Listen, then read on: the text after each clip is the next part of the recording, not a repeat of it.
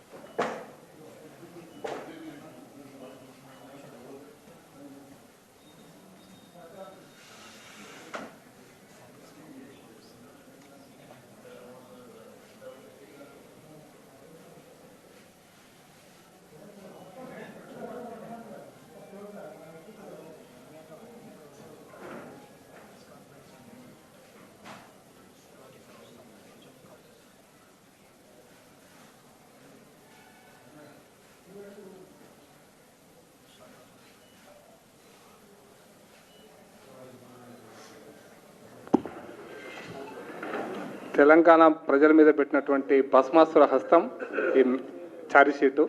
తెలంగాణ పేద ప్రజల మీద ఒక భస్మాసుర హస్తం ఇది. కాబట్టి హస్తం గుర్తు బాగా ప్రామినెంట్గా కనపడుతుంది. శ్రీ రామచంద్రరావు గారిని మాట్లాడుతుందిగా కోరుతున్నాను. ఫస్ట్ మాట్లాడుతాం. అందరికీ నమస్కారం. 23 నెలల ఒక కాంగ్రెస్ పార్టీ పాలన తెలంగాణ ప్రజలకు ఒక భస్మాసుర హస్తంగా మారినటువంటి ఒక పరిస్థితి ఈరోజు మనం చూస్తూ ఉన్నాం. భారతీయ జనతా పార్టీ ఈరోజు ఈ కాంగ్రెస్ పార్టీని ప్రశ్నిస్తూ ఉంది. మీరు ఇచ్చినటువంటి ఏదైతే హామీలు ఉన్నాయో, ఎన్ని హామీలు మీరు పూర్తి చేశారు, ఏ ఒక మొహంతో ఈరోజు ప్రజల దగ్గర వెళ్తున్నారు, మోసపూరితమైనటువంటి మాటలతో ప్రజల్ని మోసం చేసి అధికారంలో వచ్చి 23 అయిన తర్వాత ఏ వర్గానికి మీరు న్యాయం చేశారని చెప్పేసి భారతీయ జనతా పార్టీ ప్రశ్నిస్తూ ఉంది. వాస్తవానికి ఈరోజు విద్యార్థుల్ని మీరు ఫీ రీఎంబర్స్మెంటేగా బాధపెడతా ఉన్నారు. వాళ్ళ చదువులు ఆగిపోతూ ఉన్నాయి. పేషెంట్లకు మీరు హాస్పిటల్స్కు ఆరోగ్యశ్రీ ఒక నిధులు కూడా మీరు రిలీజ్ చేయకుండా కోట్లాది రూపాయలు బకాయిలు పెట్టి ఇటు ఆరోగ్యాలు కూడా పాడైపోతూ ఉన్నాయి.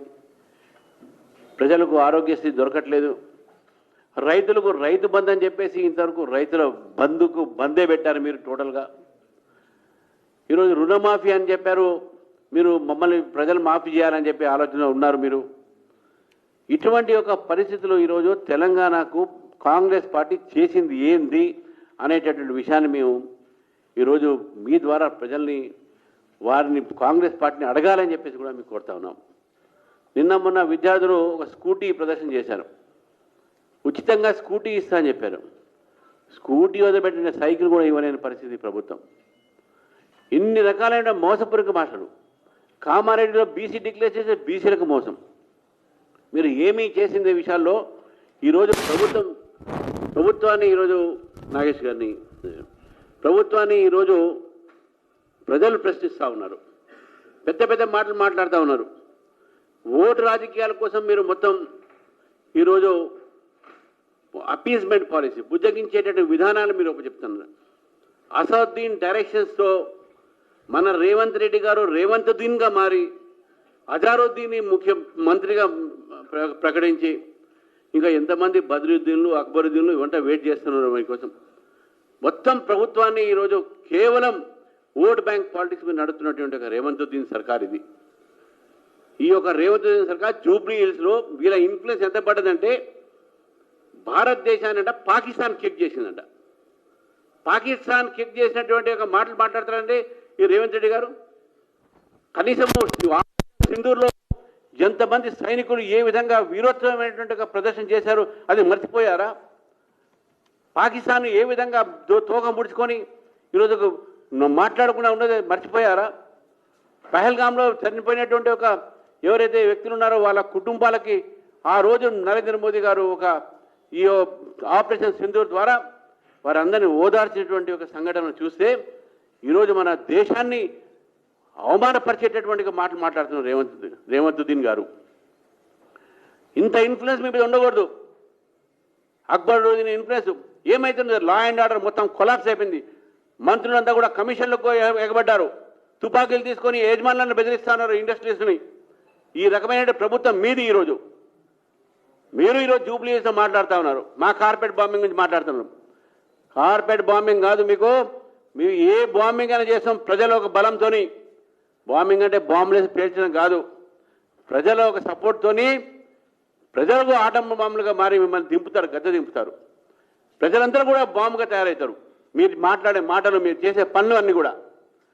కాబట్టి ఖబర్దార్, మీరు మా ఒక ఏదైతే విషయాల్లో మాట్లాడే దేశం విషయంలో మాట్లాడితే ఊరుకునేది లేదు. మా విషయంలో మాట్లాడే మమ్మల్ని విమర్శించండి, కానీ దేశాన్ని విమర్శించడం, దేశ సైనికులను అవమానపరచడం ఇది ఎక్కడ సంస్కారం? కాంగ్రెస్ పార్టీ తెలుసు మీ అందరికీ పాకిస్తాన్ మీద ప్రేమ ఉందని, కానీ జూబ్లీ హిల్స్ ఎలక్షన్స్లో పాకిస్తాన్ భారతదేశాన్ని కొట్టింది, తన్నింది అని చెప్పేసి అంటారా? దీన్ని భారతీయ జనతా పార్టీ తీవ్రంగా ఖండిస్తూ ఉంది. భారతీయ జనతా ఖండిస్తే కాదు, జిల్లా యూనిట్లు అందరూ కూడా మేము చెప్తాం. ఇవాళ ఎక్కడ పడితే అక్కడ మీరు ప్రదర్శన చేయాలి ఈ ప్రభుత్వం వ్యతిరేకంగా. రేవంత్ చేసినటువంటి కామెంట్ల మీద చేయాలి. కాబట్టి ఈరోజు ఓట్ల కోసం దేశాన్ని అవమానపరిచేటటువంటి ఒక ఈ ప్రభుత్వాన్ని ప్రజలు ప్రశ్నిస్తున్నారు, తెలంగాణ ప్రశ్నిస్తుంది. అందుకే ఈ ఛార్జ్ షీటు ఇప్పుడు ఈరోజు రిలీజ్ చేయడం జరిగింది. పెద్దలు చాలామంది ఉన్నారు, ఎక్కువసేపు నేను మాట్లాడకుండా వారికి కూడా అవకాశం ఇవ్వాలని కోరుతూ, అదే రఘునందరావు గారు, తర్వాత విశ్వేశ్వర గారు మాట్లాడారు. మహేష్ రెడ్డి గారు మాట్లాడారు.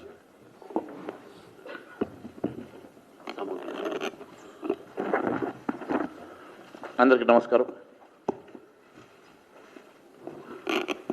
ఈరోజు 23 నెలల కాంగ్రెస్ పాలనలో ఇచ్చిన 420 హామీల్లో ఏ ఒక్క హామీ నెరవేర్చక పూర్తిగా వైఫల్యం చెందినటువంటి కాంగ్రెస్ ప్రభుత్వానికి ఈరోజు జూబ్లీ హిల్స్లో ఓటు అడిగే అధికారం, హక్కు లేదని నేను తెలియజేస్తా ఉన్నా. కేవలం మాయమాటలు చెప్పి బూటకు మాటలతోటి ప్రజల్ని మాయ చేసి ఓట్లు దండుకునేటువంటి రేవంత్ రెడ్డి గారిని నేను సూటిగా 2 ప్రశ్నలు అడుగుతున్నా. నిన్న మీరు క్యాంపెయిన్ల సందర్భంగా ప్రజల్ని భయపెట్టే విధంగా మీరు మాట్లాడినటువంటి అంశాలు, కాంగ్రెస్ పార్టీకి ఓటు వేయకుంటే 2000 పెన్షన్ కట్ అవుతుంది, 25,000 రేషన్ కార్డులు కట్ అయిపోతాయి, బియ్యం రావు అని చెప్పేసి మీరు ఏవైతే మాట్లాడుతూ ఉన్నారో ఇది పూర్తిగా బ్లాక్మెయిలింగ్ టాక్టిక్స్. మీకున్నటువంటి అలవాటు, అదే అలవాటుగా ఈరోజు ముఖ్యమంత్రిగా కూడా నువ్వు బ్లాక్మెయిల్ చేసి ప్రజల ఓట్లు దండుకునేటువంటి ప్రయత్నం చేస్తూ ఉన్నావు, ప్రజల్ని భయపెట్టి భయభ్రాంతులు చేస్తూ ఉన్నావు. ఇది ఖచ్చితంగా మేము ఎలక్షన్ కమిషన్కి కంప్లైంట్ చేయబోతున్నాం. ఇది పూర్తిగా ఎన్నికల విరుద్ధంగా మీరు చేసినటువంటి ఈ బ్లాక్మెయిల్ టాక్టిక్స్ వల్ల ఓటు మాకు వెయ్యకుంటే మీకు ఇచ్చే సంక్షేమ పథకాలని పూర్తిగా కట్ చేస్తామని మీరు ఏదైతే నిన్న బ్లాక్మెయిల్ చేసేసి బెదిరిస్తూ ఉన్నారో దాని మీద మేము ఖచ్చితంగా ఎలక్షన్ కమిషన్కి కంప్లైంట్ చేస్తామని ఒక తెలియజేస్తా ఉన్నాను. మీకు చేతనైతే ఇచ్చిన హామీలు నెరవేర్చండి. ఏ ఒక్క హామీ నెరవేర్చకుండా కేవలం మీ మాయమాటలతోటి ప్రలోభపెట్టే ప్రయత్నం చేస్తూ ఉన్నారు. ఒకవైపు బ్లాక్మెయిల్ చేస్తూ మరోవైపు భారతీయ జనతా పార్టీ నాయకుల్ని మీరు విమర్శిస్తూ ఉన్నారు. రేవంత్ రెడ్డి గారు, నిజంగా మీకు దమ్ము ధైర్యం ఉంటే ఈ ఎన్నికల్లో మీరు ఓటు అడిగే కనీస నైతిక హక్కు మీకు కావాలంటే మీరు ముందుగా ఇచ్చినటువంటి 420 హామీలు నెరవేర్చండి. మేము రిలీజ్ చేసేటువంటి ఛార్జ్షీట్కి సమాధానం చెప్పి మీరు జూబ్లీహిల్స్లో ఎన్నికల్లో ఓటు అడగాల్సిందిగా కోరుతా ఉన్నాం. Thank you. విశ్వేశ్వర రెడ్డి గారు మాట్లాడతారు.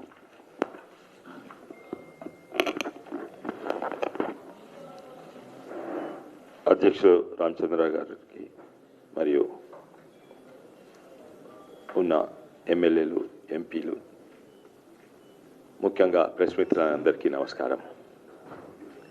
నేను చేవెళ్ళ ప్రాంతం సంబంధించింది జూబ్లీహిల్స్ అసెంబ్లీకి సంబంధించిన ఒక ఛార్జ్ గురించి మాట్లాడదలుచుకున్నా.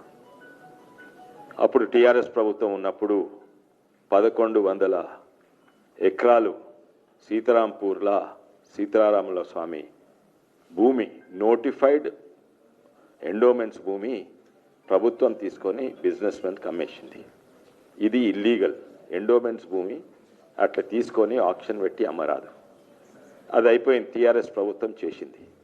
కానీ కాంగ్రెస్ ప్రభుత్వం వచ్చినాక ఆ భూమి వాపస్ తీసుకొని రిజిస్ట్రేషన్ క్యాన్సిల్ చేసుకొని కావలసిన లీజ్కో ఇంతో అంతో ఇవ్వచ్చు, చేస్తలేదు.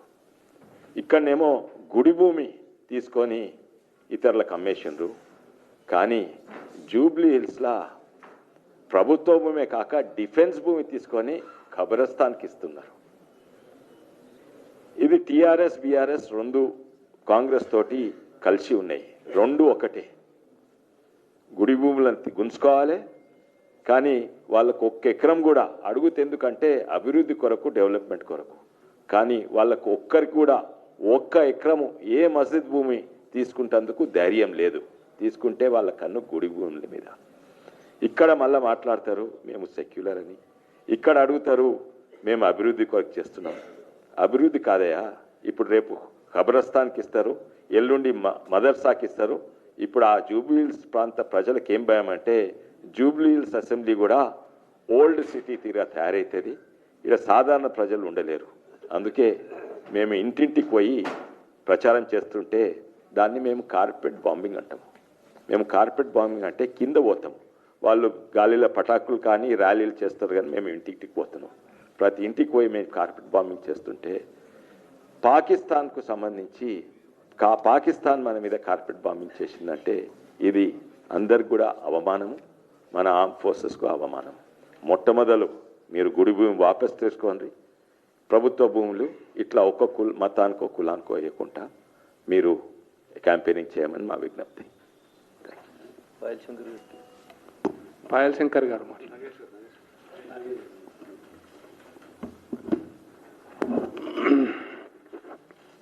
ప్రెస్ అండ్ ఎలక్ట్రానిక్ మీడియా సోదరులకు నమస్కారం.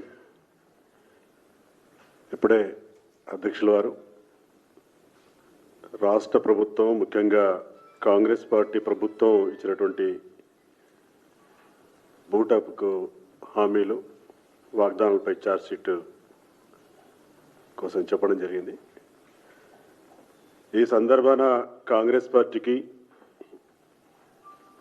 ఒకటే అడుగుతా ఉన్నాం. ఎందుకంటే 23 నెలలు పూర్తి చేసుకున్నది కాంగ్రెస్ పార్టీ తన ప్రభుత్వంలో. ఎన్నికల సందర్భంలో రాష్ట్ర నాయకత్వం, వాళ్ళ జాతీయ నాయకత్వం ఒకటే, ఏదైతే ఈ 6 గ్యారెంటీలు 420 హామీలు వాటన్నిటినీ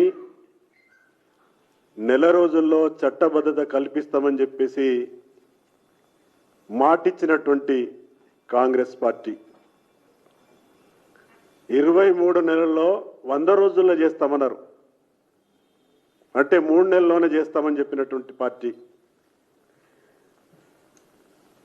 అనేక సందర్భాల్లో వాళ్ళకి అనుకూలమైనటువంటి చట్టాలు తీసుకురావడం, వాళ్ళకి అనుకూలమైనటువంటి ఆర్డినెన్స్లు తీసుకురావడానికి సమయం దొరికింది. కానీ ఈ రాష్ట్ర ప్రజానికానికి పేద వర్గాల వారికి ఇచ్చినటువంటి హామీలన్నింటినీ చట్టబద్ధత కల్పిస్తామని చెప్పేసి చెప్పినటువంటి మాటని ఎంతో ఘనంగా ఆ రోజు చెప్పుకున్నారు. 100 రోజుల్లో మేము చట్టబద్ధత కల్పిస్తామని చెప్పేసి చెప్పడం జరిగింది. ఇంకా సార్ అసెంబ్లీ సెషన్లో లేదు, ఆర్డినెన్స్ అయినా ఇవ్వండి, కనీసం ఈ జూబ్లీ హిల్స్ ఎన్నికల సందర్భంలోనైనా ఒక ఆర్డినెన్స్ ఇచ్చేసి ఈ 6 గ్యారంటీల 420 హామీల పైన ఆర్డినెన్స్ రిలీజ్ చేసి తర్వాత దానిని చట్టంగా చేసి ముందు ఆర్డినెన్స్ రిలీజ్ చేసి జూబ్లీ హిల్స్ ఎన్నికల్లో పోవాల్సిందిగా కాంగ్రెస్ పార్టీ నేను డిమాండ్ చేస్తా ఉన్నాను. Thank you.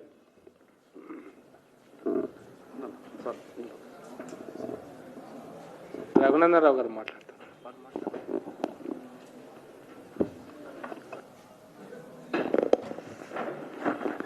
మీడియా మిత్రులకి నమస్కారం.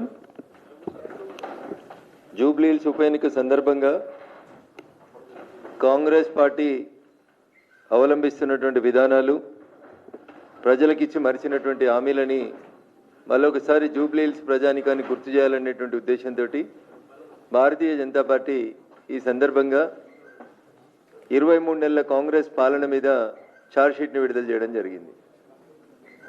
ఊర్లలో అవ్వ బువ్వ ఉడికిందా లేదా అని చూస్తే ఒక మెతుకు చూస్తే తెలుస్తుంది. కాంగ్రెస్ పార్టీ ఇచ్చిన మేనిఫెస్టో పేరే అభయహస్తం మేనిఫెస్టో అని ఇచ్చినారు. అభయహస్తం మేనిఫెస్టోలో చాప్టర్ 1లో మొదటి పాయింట్, గత కాంగ్రెస్ ప్రభుత్వం హయాంలో మాదిరిగా ముఖ్యమంత్రి క్యాంపు కార్యాలయంలో ప్రతిరోజు ప్రజా దర్బార్ నిర్వహిస్తాం. గిదే శాతగాలేదళ్ళకి దీనికి రూపాయి ఖర్చు అవసరం లేదు. రోజుకో మంత్రికి డ్యూటీ చేసి ప్రజా దర్బార్ నిర్వహిస్తారా, ముఖ్యమంత్రి గారు గంట సేపు కూర్చుంటారా, గీ పని చేస్తే సరిపోతుంటుండే. దీనికి రూపాయి ఖర్చు అవసరం లేదు. ఆల్రెడీ ఆడ ముఖ్యమంత్రికి ఒక క్యాంపు కార్యాలయం ఉంది. గీ చిన్న పని చేయడం చేతగాలేదు వాళ్ళకి. కూట్లే రాయి తీయడం చేతగానోడు పోయంట, ఏట్లే రాయి తీస్తా అని చెప్పిండంట. గట్లున్నది కాంగ్రెస్ వాళ్ళ ముచ్చట. వెనుకటికి ఎవరో కాంగ్రెస్ ముఖ్యమంత్రి ప్రజా దర్బార్ నడిపించిండు. అట్లా మేము ఇప్పుడు అధికారంలోకి రాగానే రోజు గంట సేపు ముఖ్యమంత్రి క్యాంపు కార్యాలయంలో ప్రజా దర్బార్ నడిపిస్తాము అన్నారు. దీనికి ఎన్ని పైసలు ఖర్చు అవుతాయన్నా? 1 లక్ష కోట్లు ఖర్చు అవుతాయా? ఈ ప్రజా దర్బార్ నడిపించడం చేతగాలే. నేను ఎక్కడ లోపల పేజీలలో కోతలేనన్నా. వాళ్ళు ఇచ్చిన Abhayahastam manifesto page number 1, chapter number 1, serial number 3, 2 గీతలో కనబడతా ఉంది. ఇది దీనికి 1 రూపాయి ఖర్చు కాదు. కుర్చీలు పాతే, ఆఫీస్ పాతదే, మైకులు పాతే, అన్నీ పాతే ఉంటాయి. వచ్చేటోళ్ళు కొత్త వాళ్ళు వస్తారా, పాత వాళ్ళు వస్తారా తర్వాత. ఈ ప్రజా దర్బార్ పైసా ఖర్చు లేకుండా పెట్టి నడపడం చేతగాని వాళ్ళు అంటే వీళ్ళు చాలా ఎత్తము అన్నారు. ఎన్నికల కంటే ముందు రాహుల్ గాంధీ వచ్చినప్పుడు అడిగిరు మీడియా మిత్రులు, మరి మీరు మస్తు హామీలు ఇస్తున్నారు సార్, ఈ ఇచ్చే హామీలకు అన్ని పైసలు యాడికేలు వస్తాయి, ఎట్లా చేస్తారు అని అడిగితే రాహుల్ గాంధీ గారితో చెప్పిర్రు. రేవంత్ రెడ్డి చెప్పలే అప్పుడు పిసిసి అధ్యక్షుడు. రాహుల్ గాంధీ గారితో ఒక మాట చెప్పించారు. ఏమిచ్చిర్రు? 1,00,000 కోట్లు కక్కిస్తాం. ఇది నేను చెప్తుంది కాదన్న, ఇది 1,00,000 కోట్లు కక్కిస్తాం. ఎవరు చెప్పారు? రాహుల్ గాంధీ గారు. ఎవరి దగ్గరికి వెళ్ళి? నిన్నటిదాకా ముఖ్యమంత్రిగా ఉన్న ఆయన కుటుంబం దోచుకున్నటువంటి ఆస్తుల విలువ 1,00,000 కోట్లు. ఇవి కక్కించి ఇందిరమ్మ ఇల్లు కడతాం, 4,000 రూపాయల పింఛన్లు ఇస్తాం, ఆడబిడ్డలకి స్కూటీలు ఇస్తాం అన్న. మరి ఇప్పటికే 33% నీ పాలన సమయం పూర్తి అయింది. 1,00,000 కోట్లలో మరి 33,000 కోట్లనే కక్కాలి కదా. కక్కిన పైసలేనో ఒక శ్వేతపత్రం మీరు ఇయ్యాలదాకా మీరు కక్కించిన ఎంత? కేసీఆర్ గారి దగ్గర, ఆ కుటుంబ సభ్యుల దగ్గర మీరు కక్కించిన డబ్బులు ఎన్ని? మీకు ఇచ్చింది 60 నెలలు, 60లో 23 అయిపోయింది. దాదాపు 33% ఆఫ్ ద టైం అయిపోయింది. ఎన్ని కక్కిర్రన్నా ఈ 1,00,000 కోట్లకి వెళ్ళి? అచ్చా, ఇంకా అదే ప్రాసెస్లో ఉన్నారా? మంచి డాక్టర్లు దొరకకపోతే మా విశ్వేశ్వరరెడ్డి గారిని అడిగితే అపోలోకి తీసుకుపోతారు, కడుపులు ఏమైనా ఉంటే కక్కిస్తారు. కావాలంటే మేము కూడా సాయం చేస్తాం దానికి కక్కించడానికి ఏమన్నా ఉంటే. ఇంకా ఏం మాట్లాడారు వాళ్ళు? పెద్ద మాట మాట్లాడారు రేవంత్ రెడ్డి గారు. జియో 111 రద్దు చేయడం వెనకాల లక్షల కోట్ల కుంభకోణం జరిగింది. జియో 111 రద్దు చేస్తే లక్షల కోట్ల కుంభకోణం జరిగింది. ముఖ్యమంత్రి గారు దీంట్లో ఇప్పుడు ఈ జియో 111లో అప్పుడు వాళ్ళు ఏం దోషిర్రో మాకు తెలియదు, కానీ ఇప్పుడు మీరు కూడా దోస్తుర్రు. మీ దోస్తులందరూ దోస్తుర్రు, మీ కుటుంబ సభ్యులు దోస్తుర్రు, మీ పార్టీ ఎమ్మెల్యేలు దోస్తుర్రు, ఎంపీలు దోస్తుర్రు. లక్షల కోట్లు. నేను చెప్పింది కాదన్న, జియో 111 రద్దు వెనుక లక్షల కోట్ల కుంభకోణం. ఈ పరిధిలో కేటీఆర్, కవిత, హరీష్కు భూములు 80% భూములు కేసీఆర్ బంధుగణం బినామీలవే. మరి ఎందుకన్నా ఒకటి వెనకకు రాలేదు? బినామీ చట్టాన్ని రద్దు చేస్తూ భారత ప్రభుత్వం ఒక చట్టం తెచ్చింది కదా, ఆ చట్టాన్ని ఉపయోగించండి, మరి ఆ భూములు వెనుకకు తీసుకోండి. లక్షల కోట్ల కుంభకోణం. రాహుల్ గాంధీకి అక్కిస్తానే ఈయన భూములలో లక్షల కోట్ల కుంభకోణం అనే ఇది బాయ్ అది బాయ్, ఇంకేం రాకనే పాయ్. ఇంకోసారి ఇంకో మాట చెప్పారు, కాంగ్రెస్ అధికారంలోకి వస్తే కేసీఆర్ అవినీతి సొమ్ము కక్కిస్తాం. బోధన్, ఆదిలాబాద్, వేములవాడల్లో సభలు 26 నవంబర్ 2023 నాడు చెప్పారు. ఇది నవంబర్ 1వ తారీఖు నాడు మాట్లాడుతూ ఉన్నాం. మనం కాంగ్రెస్ అధికారంలోకి వస్తే కేసీఆర్ అవినీతి సొమ్మును కక్కిస్తాం. ఈ హెడ్డింగ్ మంచిగా నచ్చిందన్న నాకు, అన్నిటికంటే ఇది మంచి హెడ్డింగ్. ఇది ఎన్నికల కంటే ముందు పాత ప్రభుత్వాన్ని ఏమన్నారంటే 30% కమిషన్ సర్కార్ అని చెప్పిర్రన్న. ఇది రాజకీయ విమర్శ అనుకుందాం ఒక్క నిమిషానికి. ఇలా మేం చెప్తలేం, బీజేపీ వాళ్ళని చెప్తలేం. సెక్రటరియట్ కాడికి వచ్చిన రోజు కాంట్రాక్టర్లు చెప్తున్నారు, నాకు 10 లక్షల బిల్లు రావాలంటే ఏదో మళ్ళీ పర్సంటేజ్ అడుగుతున్నారు అన్న అని చెప్తున్నారు. ఆ పర్సంటేజ్ ఎంతనో ఇప్పుడు రేవంత్ రెడ్డి గారు చెప్పాలి. మీరు అధికారంలో ఉన్నప్పుడు టీఆర్ఎస్ మీద చెప్పిన మాట 30% కమిషన్ తీసుకుంటుందో అని చెప్పారు. ఇవాళ మరి మీ సర్కారు ఎంత తీసుకుంటుందో, నేను ఏ మంత్రి ఏం మాట్లాడిండో, మీ మంత్రులు ఏం మాట్లాడారో అవన్నీ వీడియోలు, ఆడియోలు ప్లే చేయమంటే ప్లే చేయడానికి మేము సిద్ధంగా ఉన్నాం. హైదరాబాద్లో చివరి మాట చెప్పి ముగిస్తా, చాలామంది పెద్దలు ఉన్నారు. ఆటో డ్రైవర్లు అందరికీ 12,000 ఇస్తాం. ఒక్క ఆటో డ్రైవర్ నన్ను అడుగురన్న, ఇప్పుడు మా పార్టీ ఆఫీస్లోకి అవతలకోయి లేదా గాంధీ భవన్ ముంగట ఒక ఆటో డ్రైవర్ని ఆపి ఈ పేపర్ క్లిప్పింగ్ చూపించి అడుగురన్న, ఆటో డ్రైవర్లకి 12,000 ఇస్తాం. ఒక్క ఆటో డ్రైవర్ కన్నా 12,000 వచ్చిందా అన్న? ఇగో ఇదే ప్రజలకి మేము మళ్ళీ తిరిగి గుర్తు చేస్తూ ఉన్నాం. అభయహస్తం అంటే నెత్తి మీద చేతి పెట్టుడు, ఎవరో నెత్తి మీద చేతి పెడితే వాళ్ళు కాలిపోవడం. ఇది కాంగ్రెస్ పార్టీ సంస్కారం. పేరులోనే అభయహస్తం అన్నారు, అది అభయహస్తం కాదు, భస్మాసురాస్తం అనేది జూబ్లీ హిల్స్ ప్రజలను అర్థం చేసుకోమని చెప్పి కోరుతా ఉన్నాం. ఉండేది బంజారా హిల్స్లో, ఒక్కరోజు జూబ్లీ హిల్స్కోలేదు, ఒక్కరోజు జూబ్లీ హిల్స్కోలేదు. జూబ్లీ హిల్స్ కష్టాలు ఏందో తెలియాలకి, కానీ మాటలు చెప్పమంటే మాత్రం బాగా చెప్తారు. సుపరిపాలనలో ఇంకో మాట చెప్పారు, కుంభకోణాలు, అవినీతి ఆరోపణలపై పూర్తి స్థాయిలో విచారణ జరిపిస్తాం. అన్ని ప్రభుత్వ పథకాల అమలు కోసం గ్రామీణ వాలంటరీ వ్యవస్థను ఏర్పాటు చేస్తాం. ఒక వాలంటీర్ వచ్చిండు అన్న ఒక్క ఊరు కన్నా, ఒక్క ఊరికి ఒక వాలంటీర్. నేను ఫస్ట్ పేజే చదువుతున్నాను, ఇక లోపలికి వదలేను. నేను కొత్తగా ఏర్పాటు చేసేటువంటి ఒక జిల్లాకు స్వర్గీయ పివి నరసింహారావు గారి పేరు పెడతాం. వాళ్ళ ఏఐసిసి నాయకత్వం గౌరవ స్వర్గీయ పివి నరసింహారావు గారి డెడ్ బాడీని హైదరాబాద్కి పంపించింది, ఏఐసిసి ఆఫీస్కి తీసుకుపోలే. ఈయన వచ్చి ఆయన పేరు పెడతా అని చెప్పిండు, ఈయనకు పేరు పెడతానికి టైం దొరుకుతలేదు. ఇంకో మంచి మాట అన్నాడు, జిల్లాలు మండలాలను పునర్వ్యవస్థీకరణను పరిశీలించి నూతన జిల్లాలు మండలాలను ఏర్పాటు చేద్దాం. ఒక్కటి వేసిండు అన్న, ఇదంతా ఫస్ట్ పేజీలే అన్న. అభయహస్తం చాప్టర్ 1 పేజ్ 1. వీళ్ళు ఇంకా చాలా పేజీలు ఇచ్చిర్రు అన్న, ఇంకా చాలా పేజీలు తిప్పేది ఉంది.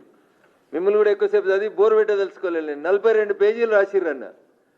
ఒక్క పేజీలనే గిన్ని చెప్పి ఒక్కటి కూడా చేయలేదు. కాబట్టి ఇక 42 పేజీలలో ఏముందో ఒకసారి చూడు. అందుకని నేను మొదలు పెట్టినప్పుడే చెప్పిన, అవ్వ బువ్వ ఉడికిందా లేదా చూడాలంటే ఒక మెతుకు చూస్తే సరిపోతుందని. ఈ కాంగ్రెస్ మేనిఫెస్టో మళ్ళీ ఒకసారి చెప్తాను, ఏదో 4,000 కోట్లు ఇచ్చినాం మేము. ఏడికి? మేము మన బై ఎలక్షన్లోకి వెళ్తే కంటోన్మెంట్కి 4,000 కోట్లు ఇచ్చినాం, రేపు జూబ్లీ హిల్స్కి ఇస్తామని చెప్పిండ్రు. మీడియా మిత్రులకి, ఈ ప్రెస్ కాన్ఫరెన్స్ వింటున్న తెలంగాణ సమాజానికి కూడా నేను ఒక మాట చెప్పదలుచుకున్నాను. తెలంగాణలో ఉన్న 119 శాసనసభ నియోజకవర్గాల్లో ఏ శాసనసభ నియోజకవర్గానికి గత 23 నెలలుగా గుంటెడు జాగా శ్మశానానికి ఇవ్వలేదు, గుంటెడు జాగా శ్మశానానికి ఇవ్వలేదు, ఇంక్లూడింగ్ కొడంగల్తో సహా. కానీ ఎవరికి ఇచ్చిర్రనా? షేక్పేటలో 2,500 గజాలు ఆగమాగమైపోయి కబ్రస్థాన్కి ఇచ్చిర్రు. మీ పార్టీని ఎప్పుడు కబ్రస్థాన్లో పెడదామా అని ఇలా సమాజం ఎదురు చూస్తూ ఉంది అనేది ఒకసారి ముఖ్యమంత్రి గారు అర్థం చేసుకోవాలి. 4,000 కోట్ల పని అయినట్టు, కంటోన్మెంట్ నియోజకవర్గంలో 4,000 కోట్ల పని ఇప్పటికే అయిపోయినట్టు, ముఖ్యమంత్రి గారు నిన్న మీరు అక్కడ మాట్లాడారు కదా ఓట్ల కోసం వచ్చి, నిరూపించే దమ్ము ధైర్యం శక్తి మీకుంటే, మాతో మాట్లాడే దమ్ము ధైర్యం ఉందో లేదో నాకు తెలియదు, కానీ ఒక శ్వేతపత్రం ఎన్నడు శాంక్షన్ చేసిర్రు, ఎన్నడు పూర్తయినాయి 4,000 కోట్ల పనులు. సాయంత్రం జూబ్లీహిల్స్కి వస్తున్నారు కదా ముఖ్యమంత్రి గారు, జర తీసుకొని వచ్చి ఈ అభయహస్తం మేనిఫెస్టో లెక్కలో జర ప్రింట్ చేసి ఇవ్వమని చెప్పి కోరుతా ఉన్నా. ఎంత నోటికొస్తే ఎంత వస్తే అంత అబద్ధం. 4,000 కోట్ల పనులతోటి కంటోన్మెంట్ని అభివృద్ధి చేసుకుర్రట. చెప్పేటోడు చెవిటోడైతే వినటోడైతే ఉన్నట్టున్నది పంచాయతీ. ఇట్లా ఏది పడితే అది మాట్లాడిపోతూ మరొకసారి జూబ్లీహిల్స్ ప్రజల్ని మోసం చేసేందుకు వస్తూ ఉన్నారు. ఇంకొక మాట రాహుల్ గాంధీ మాట్లాడిన ఇంకొక మాట మీకు గుర్తు చేయాలి.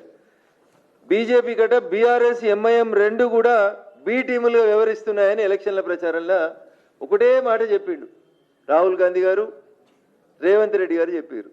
ఇలా ఎంఐఎం పార్టీ ఎవల కండు వేసుకొని ప్రచారం చేస్తుంది, ఎవరి కోసం ప్రచారం చేస్తుంది ఒక్కసారి ఆలోచించమని విజ్ఞప్తి చేస్తూ చివరికి ఒక మాట, 1 లక్ష ఉన్న వాళ్ళందరూ ఒక దిక్కు అయితే 3 లక్షలు ఉన్న వాళ్ళందరూ ఏం చేయాలో ఒకసారి ఆలోచించుకోమని చెప్పి సవినయంగా జూబ్లీహిల్స్ ఓటర్లకి నేను ఈ సందర్భంగా అప్పీల్ చేస్తా ఉన్నా. Thank you. ఈ అభయస్థ మేనిఫెస్టో లెక్క ఎక్కువసేపు మీకు కూడా బోర్ కొట్టేయాలి.